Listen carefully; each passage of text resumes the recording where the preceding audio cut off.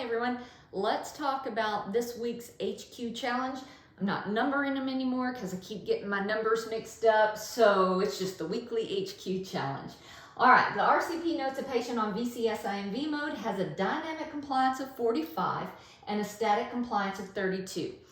Which of the following is true? Okay, y'all did a phenomenal job last week understanding the difference between PIP and plateau.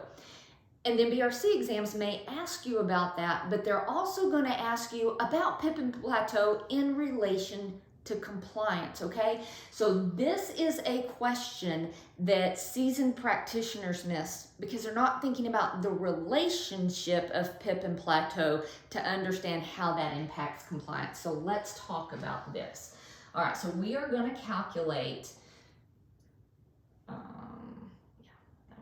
we're going to calculate dynamic compliance. We're going to do easy math, and then we're going to calculate static compliance.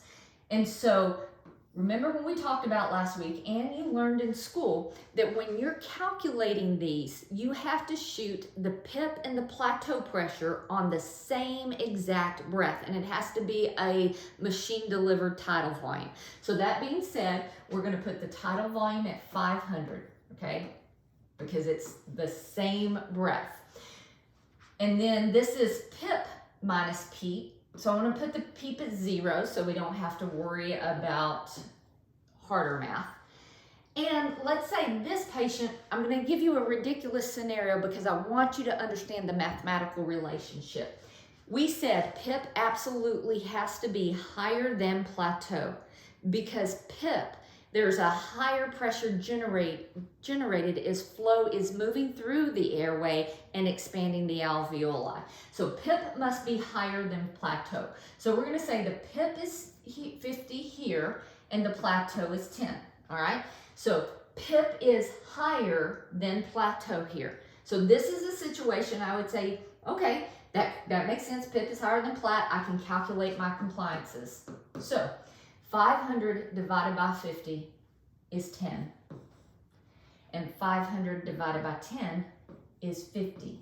So my dynamic compliance, when everything is working right and your PIP is higher than your plateau, your dynamic compliance will always be lower than your static compliance, okay? It has to be that way.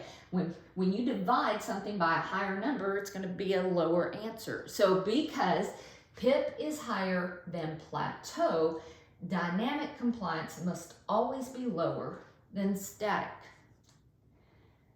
Okay, dynamic compliance must always be lower than static. Here's dynamic, here's static.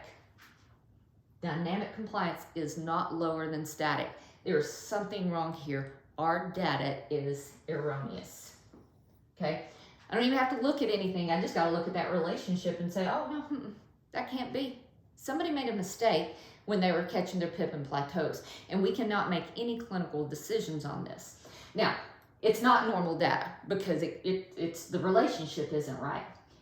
And now a lot of people will stop and say, that's a low static compliance, so that means there's an alveolar issue, and so some people may say that the answer is B. It's not.